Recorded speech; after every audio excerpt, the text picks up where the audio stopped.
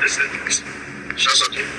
There we go. Gotcha. I was raised in the back of an Uber, moving around the city, had a little car issue with some flat tires over the weekend. So I'm cruising, you know what I'm saying? So this is the Monday morning market. I appreciate everybody jumping on. We do this every single Monday, 10 a.m. Eastern Standard Time to 11 a.m. Eastern Standard Time right here on Fanbase. As the name implies, we talk about marketing strategies, ideas, concepts, hopefully stuff that can inspire you. You know what I'm saying? Get your creative juices flowing, get you rolling for today, this week, the month. We are in week 3 July. The second half of the year is kicked off, so I hope it's been good to you thus far. Mine has been good. I've been getting plenty of ideas, and this call has been some of the catalysts for some of the great ideas I've been having, so I'm excited about it, and I'm excited about today's call.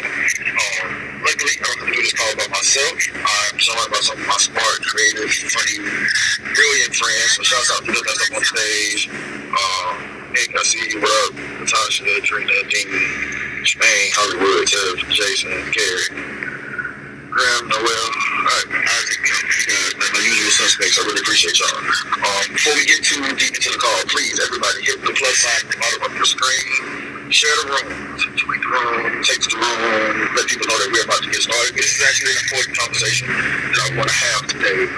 It was not the conversation I originally planned to have before the weekend started. I actually had a whole conversation centered around actually the Barbie promo. I was super interested in the Barbie marketing rollout. My boy Dean mentioned something about it last week. It was something that was already on my mind.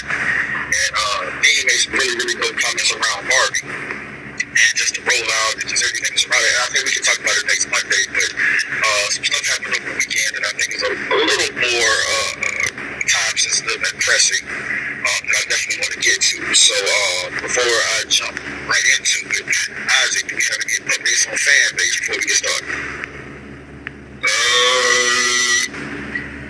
None that I can. Well, okay, about the raise. So I'm about to do some press.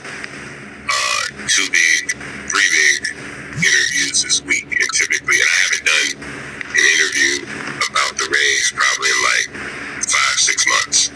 So this is the last, kind of push before we close the round. And so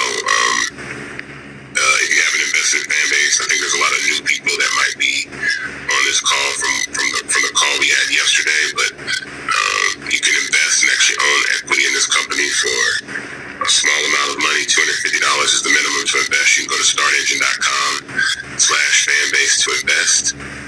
I'll drop the link at the top if anybody's interested while we're here. But other than that, we're working on Fanbase Plus on web. So one of the things that, and I'll say this in conjunction with the writers and the actor strikes, one of the reasons that I built Fanbase Plus is because I wanted to provide an opportunity for creators and artists to upload their content and then go direct to consumer. So if you have a TV show, a movie, a film, a reality show, you can upload it to Fanbase Plus. People can subscribe directly to you, and you get the revenue. And the good thing about that is you own the content, you call the shots, and you make the lion's share of the revenue.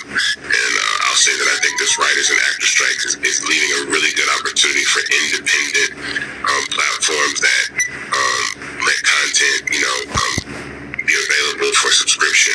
They're leaving themselves open to really, get squished out if they don't get their act together. So Fanbase Plus is coming next couple of weeks. So some cool content, stuff like that. Love that. Sounds good to me. Love it. So let's just jump right in, guys. So this past weekend, I can't recall if it was like Thursday or Friday when everything jumped off, but if you guys are not familiar with all the fallout behind the gathering spot, Greenwood Bank, and just No, I have no idea. The judge, Ryan Glover, Ryan Wilson.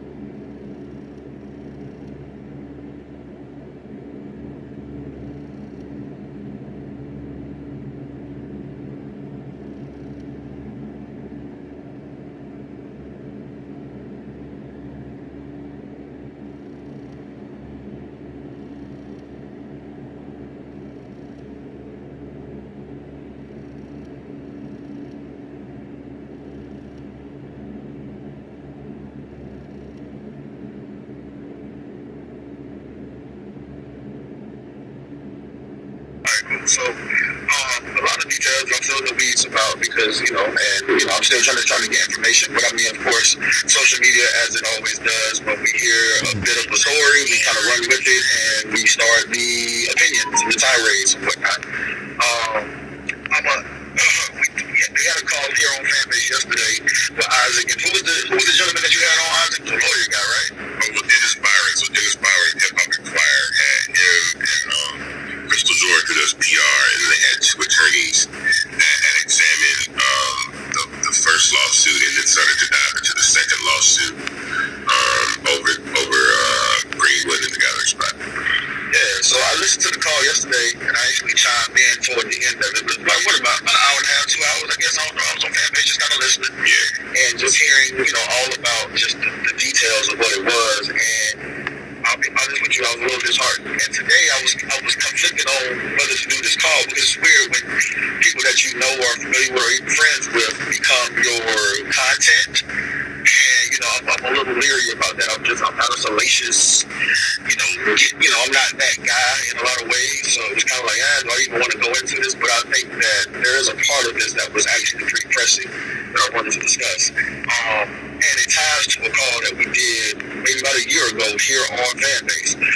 Actually, one of the more popular calls that we did on this phone here was about the propaganda around Black people. And our ability to work together, the ability, and just more, and I use the word propaganda because I feel like that's a thing that's been thrown around for years and we've all just bought into almost at a cliche level, right? We all say, man, Black people can't work together. Ain't no Black fathers. What about Chicago? These are things that have been thrown at us so long. I don't think any of us can actually quote real statistics at this point. It's just one of those things that we've heard over the years, and we just, at this point, kind of blindly repeat those statements. And when I used it as propaganda on the call a year ago, everybody's like, oh, wow, I never thought about it like that. Like, these are just, if we said different things about each other, maybe the reverse could be true. Maybe we can kind of talk our way into it. If we just started the rumor or started the propaganda that, hey, man, Black people work together just fine, or Black fathers are really doing their thing, maybe that becomes the new narrative as opposed to just repeating these stats from whatever. So, that being said, fast forward to this weekend. One of the things that disappointed me the most about it, and I know Isaac disagreed, even Tori, he was on the call as well, I think he said something to the same effect as what Isaac said. But, this when we see public fallouts like this, it continues that marketing, that propaganda of, see, Black people can't work together. You know what I'm saying? You got this Black business over here with Gathering Spot. We're kind of discovering may or may not be a Black-owned business with Greenwood, but we know that the two figureheads over there at Greenwood are the ones that have to kind of put it in front of everybody. Ryan Glover, Paul Judge, Killer Mike, if you want to lump him in as well, I don't know. But, like those faces have been put in front of us, and now it's like, look at this fallout. Somebody trying to get over on somebody, money that's not been owed, money that's not been paid, and it starts in settlement. I saw it over the weekend. This is why you can't work Black people. This is why when I get my business, I ain't partnering with them. And so I want to ask you guys. Last time when we did this call, everybody was very like, oh no, that's crazy. I don't believe that sentiment at all. And we did that, and it was very really highbrow, professional. And it may still be that way today, but I want to truly ask everybody on this call, do y'all actually truly believe that Black businesses, Black people, Black entrepreneurs, Black friends, Black family can actually work together and be successful? And I'll throw it to my people on the stage first, and then we'll open it up to the audience at the 10:30 bid point. Hey, can I start off? Go for it, Nick. First of all, I ain't been here. I love you all. Number one. Number two, you can work with Black people. I'll make it real quick. Number three, the group of Black people that they had together in that business wasn't the group of Black people that should have been working together. I'm just keeping it direct with you. I ain't gonna sugarcoat shit. You really know what's going on. You really know about certain individuals in that group. Then you know that even if you had your own business, like if I see a press release that Isaac was about to go, I mean, to be blunt, if I seen a press release that Isaac was about to go on business with Paul Judge and Ryan Glover, I would have called them directly and said, my nigga, don't do that. Like, for real. Like, as somebody that's Isaac's friend, as somebody that's been knowing Isaac, I'm like, my nigga, don't do that. I can't tell you what to do with your business. I don't control your business, but as your friend, as somebody who watched you build something from the ground up, I would have said don't do that, right? Like, I'm not gonna go too deep into it, but I know things about certain people in this city that you just don't go in business with. It's all cool to see them out. Oh, what up, boy? When it's time to put that ink to the paper, some people you gotta stay away from. And if you don't know that, right? And I love Ryan, I love TK. I think they're really smart black businessmen. But when you are doing deals like acquisitions and things like that, there's a level of due diligence that you're supposed to go into, that your lawyers are supposed to go into, that your accountants are supposed to go into, that you're supposed to have forensic accountings, like all type of shit that goes into acquisitions, especially when you talk about bank mergers and things like this. It's just at a whole nother level, right? That somebody along that journey should have told somebody, hey, yo, this ain't the thing. This ain't the thing that you're supposed to get into. And if somebody told somebody this ain't the thing you're supposed to get into, and like, yo, Dean, don't do that, and I said, fuck it, I'm doing it anyway, then that's a whole nother story. I'm just keeping it real. So it's not even about black people, because white people go through fucked up business situations as well. So I'm not even going to make it a race thing. It's more so of a character thing, honestly. That's nothing to do with race, in my opinion. That's nothing to do with black, white, Indian, Latino, nothing. It has to do with race. Like, does this person or do these people have good character, or do they not? Right? Because real motherfuckers that do real business, $billion business, fucking Warren Buffett and them, they not looking like, oh, he black, I ain't fucking with him. No, they looking like, do this person have good character? Am I entering into a business with someone with good character? Can I trust this person to do what needs to be done behind the scenes as well as publicly facing, right? So like I said, I'm gonna kind of cut it off right there. But the fact is, there's a group of individuals that came together to do that shouldn't have been done. First of all, the other point is, motherfuckers don't even know Greenwood is a real bank. I went on a fucking business meeting a couple of months ago, and somebody called me, asked me, yo, D, I'm trying to do this big deal, so I want to sit close to 7 figures inside of Greenwood. What you think? And I said, I don't think you should do that. Because, nigga, I know people with Greenwood accounts that don't even got debit cards yet. They've been with Greenwood over a year and a half, almost 2 years, and they don't even still have a debit card. How do you expect me to put my money somewhere and I can't even access it when I feel like accessing it? That's a red flag. I'm just keeping it real. Absolutely right. Let me jump in here. I'll jump in here real quick and say this. Across the board, life has these things I call like pixels, right? Which are things that are put into the culture, the society, the ethos that program us slowly over time. Like, you only live once, YOLO, and party while you're young, and black people can't work together, and you see how they act, all men are dogs, or so once we start to say those things, we speak those things into existence.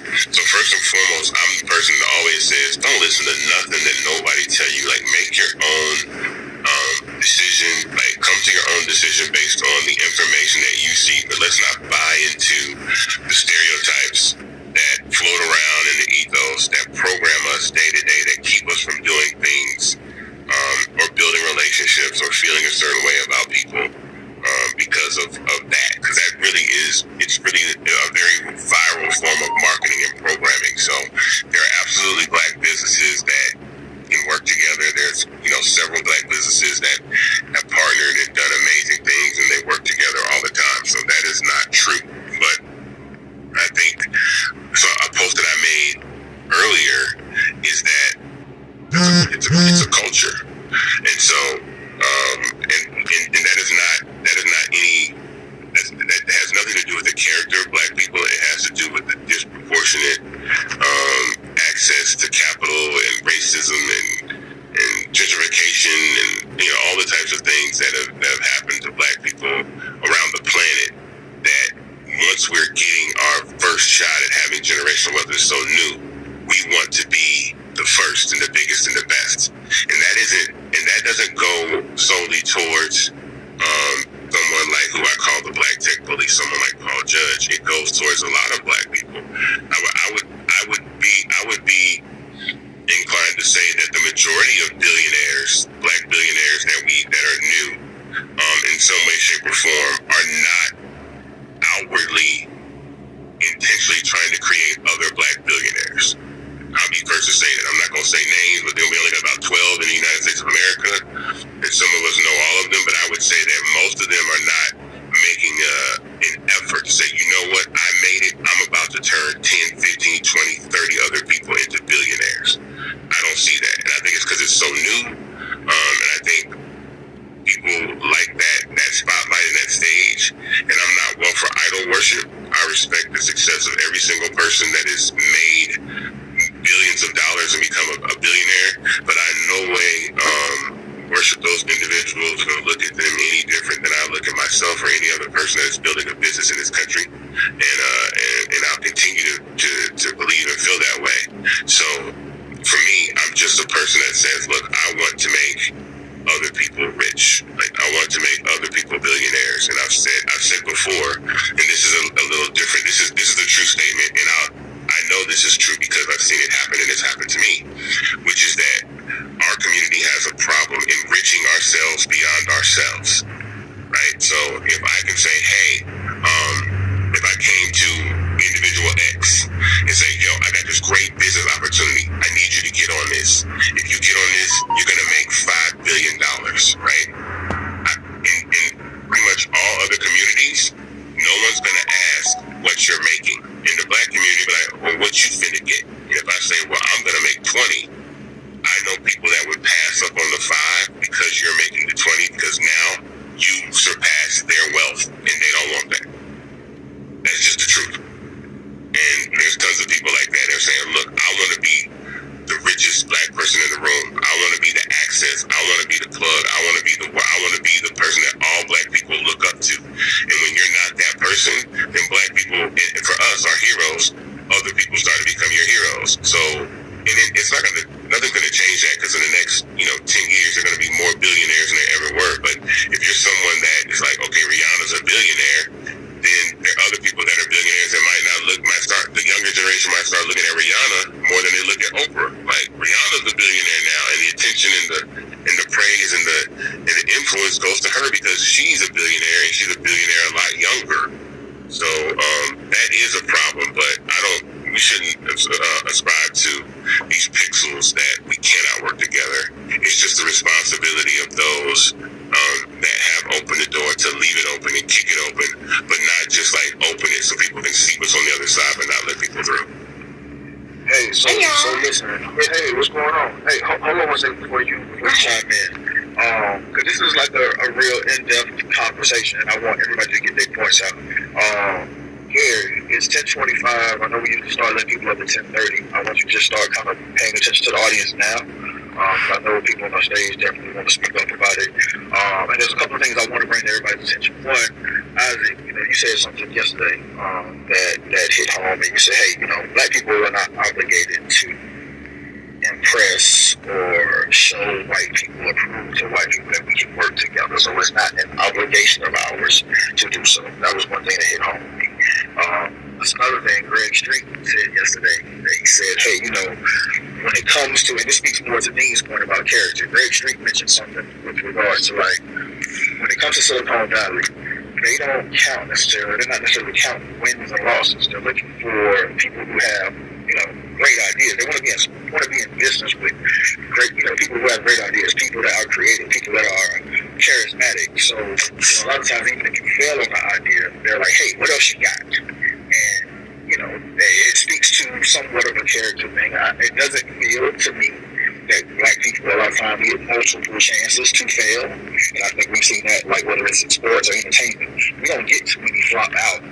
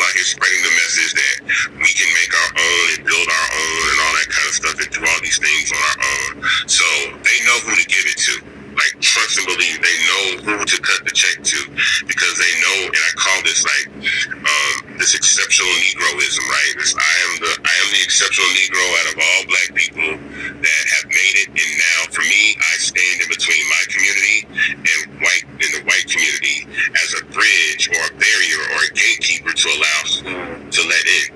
And honestly, like I said, for me, that is, I don't want no part of that. I could care less. Like I say this openly all the time. There's no part of me that wants to sit and party with Warren Buffett and Robert Kraft. I don't want to have no parties in the Hollywood Hills. I don't need to be on yachts. I don't need to do none of that stuff. I could care less about all of that. I'm focused on building wealth and then spreading opportunity for the next person to do that. Now, what everybody else does with their money and their opportunity, if they want to do that, fine. But that will never be me. I could care less.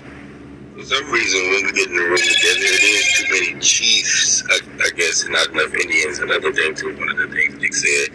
It seems like we can't work together for that. So just a little bit about Drumline Live, which is, a touring live events company.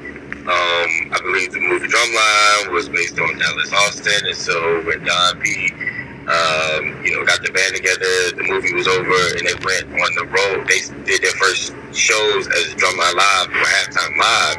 It was 12 people. 12, of course, I think all black men that was like, oh, this is a great idea, let's take it on the road. There were so many different ideas about what it should be, and of course, again, to Nick's credit, after a failed show, there was no second chances. So after the night when people was up, Don went on to just be the sole, I guess, owner of Drumline Live, changing the name, of course, and just not being able to get along with the others for whatever reason. This is a great idea. I mean, HBCU band culture, marching band culture, bringing it to the world, which, I mean, it was obviously a need. Everybody that watches the movie or that sees anything about a football game and they see the band, they're interested. But for whatever reason, I don't know what the real reason is. I guess I'm going to attribute it to egos. But, they couldn't work together. So my business partner and I are actually trying to, we're not trying to, but we're actually like breaking that mold to where we display true partnership amongst two black men that, we have our own differences and ideas of what things should be, but we're working very, very hard to work together and make sure that the people that are on our team see our camaraderie and how that leads to success.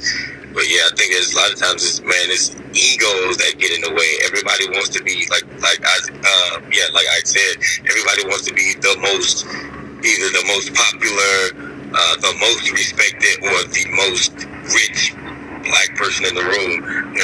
I'm still so confused by that, but it is the reality. But we can work together. We can work. Yeah, it's like you said, it's just programming. You know what I'm saying? Like, everybody wants to be the alpha and not the beta. But I heard a lady. Can I jump in here? Yeah, it was. Go ahead, I had to jump all y'all real in person. I was like, no. But hey, y'all. But I wanted to say, my entire platform with my networking apparel is just to help entrepreneurs with relationship building and collaborations. And the thing is that building, just starting out with asking me what I do and just seeing the fear behind people not wanting people to ask them what they do, or people ask them what they do. I'm not trying to partner with nobody. I'm not trying to do this. I'm not trying to do that. I deal with a lot of adversity when it comes to the Black community. So I was going back and forth with, do I just continue to focus on, helping Black people network because it's not selling how it should, whereas white people do not mind networking. They don't mind relationship building. They love the idea, things of that sort, right? And so what I realized is that we are not taught relationship building. It's not something that we were taught. We were taught the complete opposite in our households. Keep people out your business. Don't be talking to everybody. They don't need to know what we got going on. It's a huge stigma over our community. So when we are when we're taught to play with each other, it's like if they hit you, fight back, or if it's this or that. So we're never really taught how to cultivate friendships, relationships, marriages, and things of that sort. So trying to go into business with a culture and community that doesn't even understand the first part of what partnership even looks like, of course you're going to deal with what you have. So you're going to have people, like, I think about it this way, like we build a lot of relationships based upon religion, like, oh, they're good, we love everybody, it's this and that, but we don't necessarily have a strategy. Do you interview people that you're thinking to partner with? What are their skill sets? Do you have them, show you what they're working on and things of that sort? I think we just vet people based upon energy and not skill set. So that plays a major part, like, oh, we good, we're this or that. Like, no, we're trying to get $1 million and this is the goal. How are you going to be able to bring what you have to the table and it actually works? And also, Dean mentioned the word trust, and I have a love-hate relationship with the word trust, because nowhere in the Bible does it tell us to trust people. It only talks about trusting God. So to walk around and trust people, all we got to do is just accept people's best, and if this is their best, then we got to put them on an island with what their best is and find people that are great at what they do, so that way we can maximize the opportunity in which way we're trying to go. So this is something I love talking about with people. I actually, like, relationship capitalism is something I'm priding myself on, and to be able to educate people on what this is like. Like, in order to have good partners, you have to, one, be a good partner, and two, know what you need in a partnership. So I'm gonna handle that. Love that. All right, yo. It's a little bit past 10:30. Hold on. This shit's deeper than this. I've been wanting to talk about this for a minute. I know me and Nick jumped on the phone for a quick second. This goes even deeper, this whole gathering spot thing, right? Because it's an Atlanta thing too, right? I think all of us in this room who live in Atlanta, we are passionate about Atlanta. We prop it up, we champion it, we speak about Atlanta when we go into other cities, when we go into our meetings. We talk about Atlanta and how people should get back to Atlanta, and how these corporations and tech companies all should invest in Atlanta. So what happens is when you have a institution like the gathering spot, that when it kicks off, it was this beautiful thing that happened for Atlanta. It's community based. It started branching out to LA and DC, and now you got people. When I travel other places, people ask me about the gathering spot. Yo, you know about the gathering spot? You got a membership there? Blah blah blah blah. Regular people, corporate people, whatever. Right? So now it's a stain on the culture of the city, in my true opinion. So now, if me and Nick want to start a business together today, and then we start our campaign, and we going to New York and Miami and London, and we going just talking about our business, people are going to reference this shit. And if you think they're not, you're crazy. People are going to reference this, because all we have done as black people for the last 25 years, I've been here since 1995, and all people have done is prop up how everyone needs to invest in Atlanta. How Atlanta is the black capital of this, and this, and this, and this. And this thing started going everywhere. These boys was on CNN, CNBC, all the things, they were everywhere, right? And now, just not even standing the 10, 15 years as a company and something like this happens, people going to pump their brakes.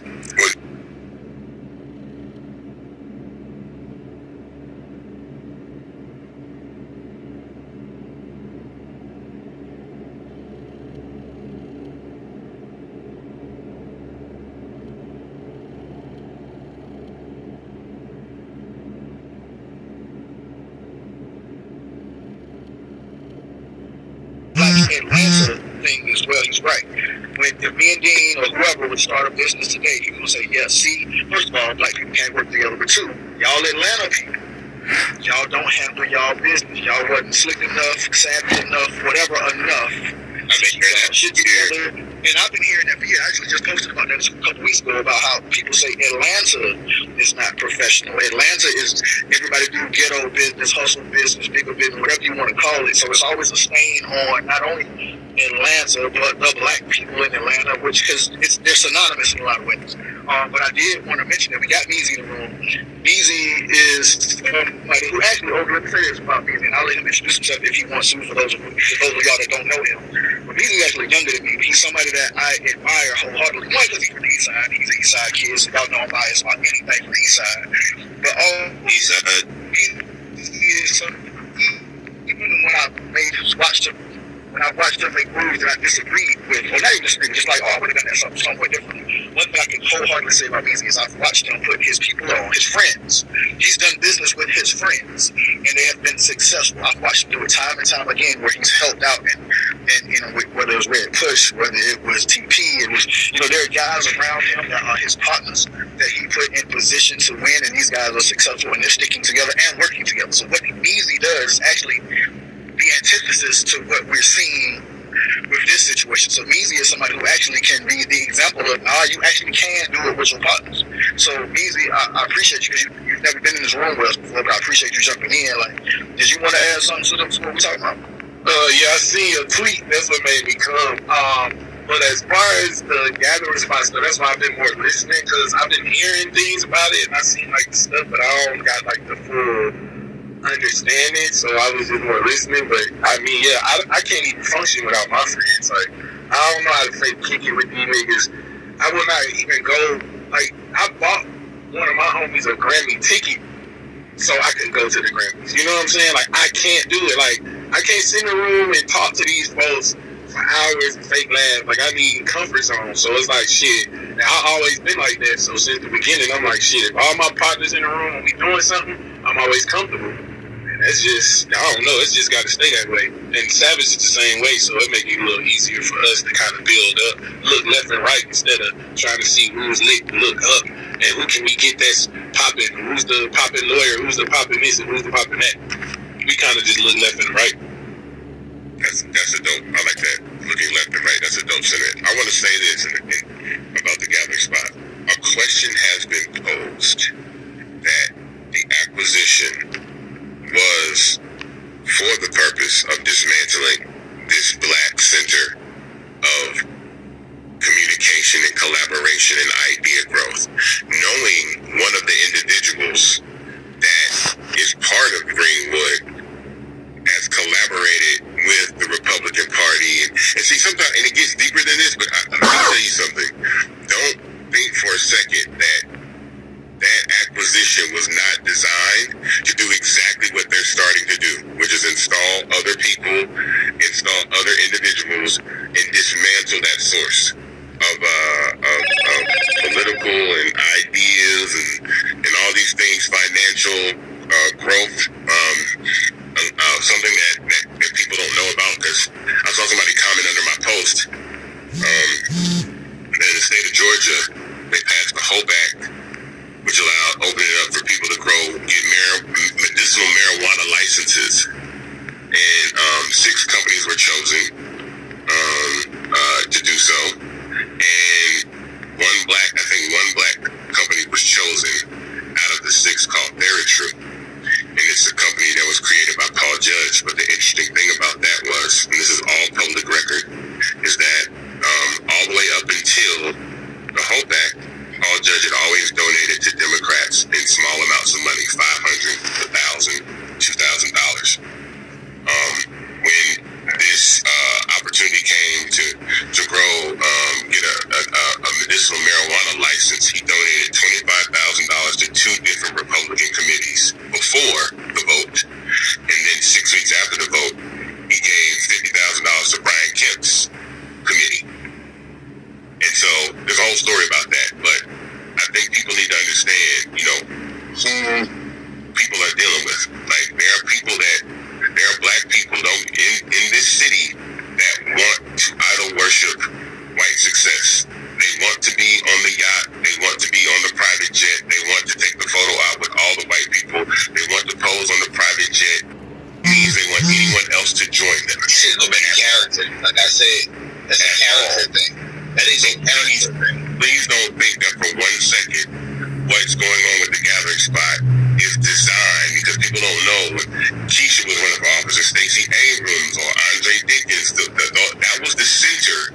That was the headquarters for a lot of that strategy and a lot of those ideas. Please don't think for a second people don't look at that like, yo, we gotta shut this shit down. They're coming up with too many ideas. They start businesses. They get politically active. Please don't think for 1 second that wasn't the agenda, the plan all along. Yeah, they have think tanks and Shark Tank sessions, incubators. President Biden up in there and Kamala Harris, and then I know people feel how they want to feel about the Democrats, but just believe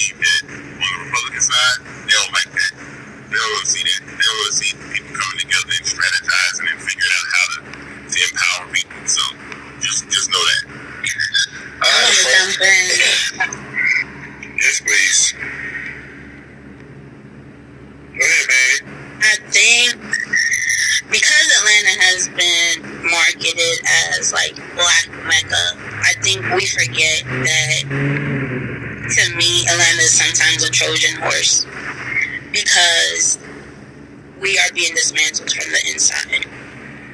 And we're so trusting at times, and we're so wanting to network and wanting to do the thing and grow and scale.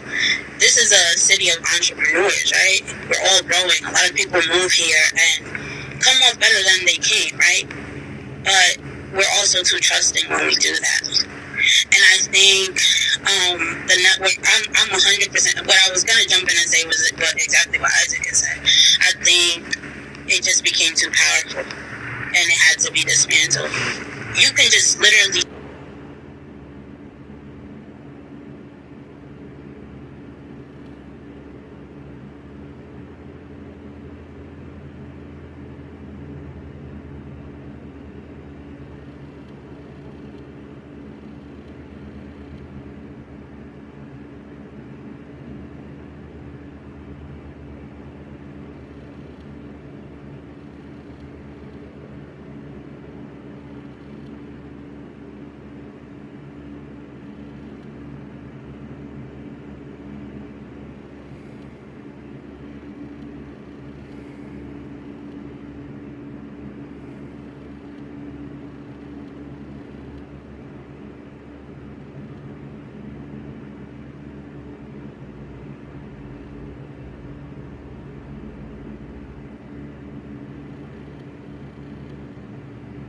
I think the thing that makes Atlanta special is the fact that although this one business is going through what it's going through, is like here in this city, bro, we have the opportunity. Anybody can do it. You know what I'm saying? Like anybody can acquire a property and put out a list and create a Soho House South. Like that's what everybody wants. It's a nice center where they walk in, they can do business, they can have drinks, they can have access to people who are access points, and they can develop growth support. Like you're in the middle of your growth season. And I think the dope thing about Atlanta is there are like 3 or 4 or 5 or 6 people on this call that could spend the rest of the year focusing mentally and come up with a whole nother gathering spot situation. That's my personal opinion about this city. Who we got coming up? Anybody got their hands raised in the audience? If you want to come up on stage and comment, I see somebody. Hold on, let me. Gathering spot. He had something to say. Sound like Meezy had something to say as well. I was going to say they could have held out to partner with a company like WeWork, or to partner with Soho House, or to partner with a company like Switch Yards, or whatever. I'm just saying, bro, all money ain't good money. Or to partner with Unity Bank, or whoever. Bank. Or to partner with Bank of America or Wells Fargo. All I'm saying is all money ain't good money. So that's the thing. This is the question I have, because I'm learning from listening to y'all. I seen like the article and things like that. But has there been like a press release on the Greenwood side, or like nobody really owes us an explanation or nothing? But because once he sold to Arista, they hired him to run Arista, but then they fired him. But the more damaging thing that they did is they cut off the head of Atlanta that was building a label that would have surpassed Arista had he not sold. You understand what I'm saying? Because once you have, like I said, the moment he signed Pink, they hit the red alarm button like, oh shit, he's signing white people. This is too much. We gotta shut him down because now he got Outkast, he got TLC, he got Pink, he got Usher. It's a problem. Like, and all of those artists went on to be diamond artists, like all of them. And then there would have been a Justin Bieber, and there still would have been a Sierra and a Jeezy and a Rick Ross and a Rihanna and a Dream and everybody that he signed for every label in a 21 cent. Like the Face Records would have probably been the biggest label of all time. But when you got to be mindful of who you sell your culture to. There's a difference between some of the business. If I have a landscaping business and I sell my landscaping business to a landscaping company, that's not a problem. But when I'm making fashion, when I'm making food, when I'm making music, when I'm making films, when I'm making even social media things that can directly affect the culture of a community, you have to be mindful who you sell that to. Because a lot of times it is designed to acquire it and then extinguish it. It's designed to take it and then diminish it as opposed to continue to build it and continue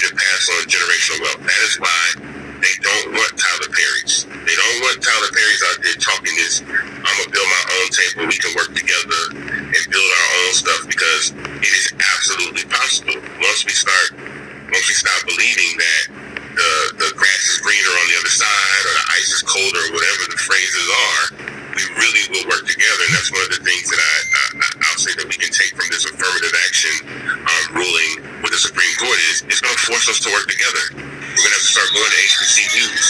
We're going to have to start going to HBCUs. We're going to have to start building our own businesses and working together because, okay, cool. They don't want no diversity and inclusion up to this corporation, and let's build our own stuff and let's spend our own money and recirculate our dollars in our own community. So our work is intoxicating. I will be the first person to say I myself am not immune to what happens when I'm worth $5 billion, right? I know exactly my intention and I know what I want to do, but I don't think that people are prepared, and I think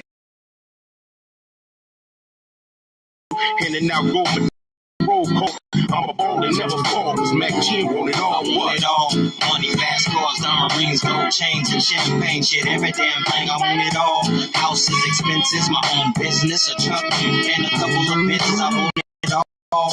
Brand new socks and drawers, and I'm balling every time I stop and talk to y'all. I want it all. I want it all. Me tick.